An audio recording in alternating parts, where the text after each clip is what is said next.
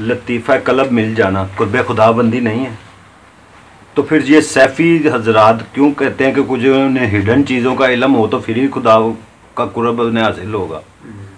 کیونکہ میں نے ایک ویڈیو دیکھی، اس میں قطب لال نے سوال کیا نا کہ اگر خدا مل جائے گا تو اس کے بعد آپ کیا کرو گے، تو اس کے پاس لڑکے کے پاس جواب نہیں تھا، سیفی تھا وہ بھی۔ اچھا، جبکہ انسانی فطرت یہ ہے کہ آدمی جو سیکھتا ہے وہ سکھاتا ہے۔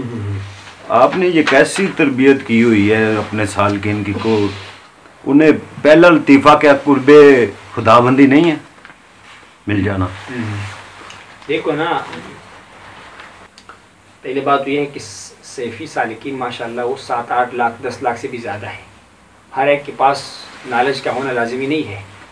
ہمارے ہاں تو بڑے بڑے مفتیان ہوتے ہیں، مدرسوں سے فارغ ہوتے ہیں، پی جی ڈاکٹر ہوتے ہیں، ان کے پاس سوالات کے جوابات نہیں ہوتے۔ تو یہ اس کا مطلب یہ نہیں ہے اس نے کسی عام بندے سے پوچھا ہوگا، مجلس میں آیا ہوگا، ہر کسی کے پاس علم تو نہیں ہوتا نا ہر چیز کا۔ یہ تو کسی اتھینٹک بندے سے بندہ پتہ کرے، کسی ذمہ دار بندے سے، تو وہ صحیح جواب دے گا۔ قلب جو ہے وہ اللہ تبارک و تعالیٰ کی نعمتوں میں سے ایک عظیم نعمت ہے جو اللہ نے انسان کو عطا فرمائی ہے۔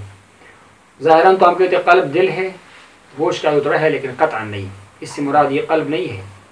ہاں، حیات ظاہری کا دار مدار اس قلب پر ہے، ہارٹ اٹیک ہو گیا، ہارٹ فیل ہو گیا، انسان دنیا سے چلا گیا، لیکن جس قلب کو رب نے مدعا بنایا، اپنا منظور، اپنی نظر کا محل قرار دیا، وہ اس قلب کی حقیقت ہے، حقیقت جامعہ، فؤاد، اس کا سر، اس کا اصل، باطن کا باطن، وہ کیا ہے کہ جس کو اللہ تعالیٰ بلا کیف دیکھتا ہے کہ وہ ذاکر ہے کہ ذاکر نہیں ہے، مجھ سے غافل تو نہیں ہے۔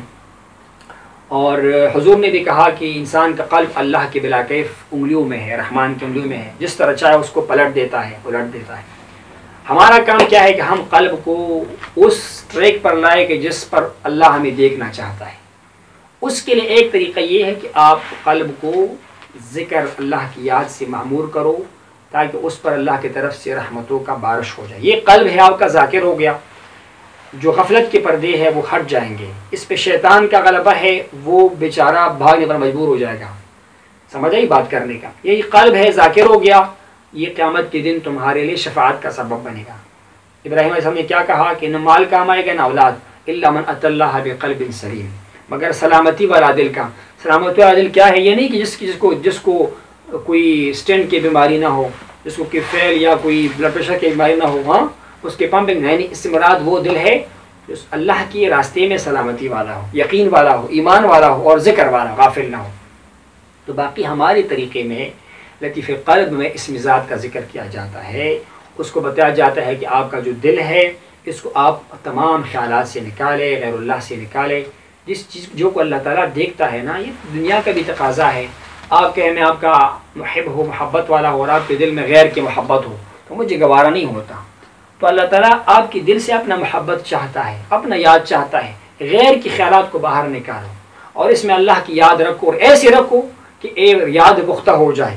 تو اب کیا ہوگا؟ آپ کا دل جب ذاکر ہوگا نا تو اللہ کی رحمت کا محل قرار پائے گا، اللہ کی رحمت کا، اللہ کی مہربانیوں کا جگہ قرار پائے گا۔ حدیث مبارکہ میں ہے شیطان کے پنجے گاڑنے کے بعد اگر آپ ذکر کرو گے وہ شیطان یہاں سے بھاگ جائے گا۔ اور یہ قلب کیا ہے؟ یہ اللہ تعالیٰ کی نظر کا جگہ ہے، نہ صورت کو دیکھتا اللہ تعالیٰ، نہ عمل کو دیکھتا، تو خدا نہ جو ہے آپ کے مال کو دیکھتا ہے، وہ آپ کے عمل اور آپ کے قلب کو، اور عمل کا دار و مدار بھی قلب پر ہے۔ آپ کتنی بھی عمل کرو لیکن آپ کا قلب درست نہیں ہے، ریاکار قرار پاؤ گے، حاسد قرار پاؤ گے۔ یا آپ دین کا کام کرو گے نا، لیکن آپ کا نیت کیا ہوگا کہ لوگ میرا واہ واہ کریں، چاہے سخاوت کرو، چاہے جہاد کرو، چاہے نمازی پڑھو، چاہے علم تعلیم کرو، یہ آپ کے لیے فائدہ نہیں کرے گا، بجائے فائدے کے نقصان۔ اسی لیے ہمارے ہاں یہ ہے کہ ہمارے طریقے میں قلب پر توجہ دی جاتی ہے، قلب کو ٹارگٹ کیا جاتا ہے شیخ کامل کی توجہ کے ساتھ، اور ان کو پہلے ان کو بتایا جاتا ہے کہ آپ یاد کر ذکر کرو۔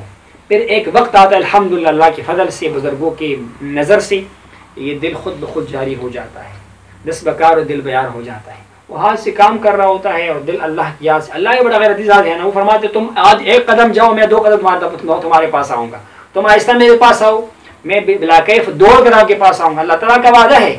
تو آپ دل کو خالی کرو، ذرا پیر کے سامنے بیٹھ کرنا، اس سے اس مزاج کا ترقین حاصل کرو۔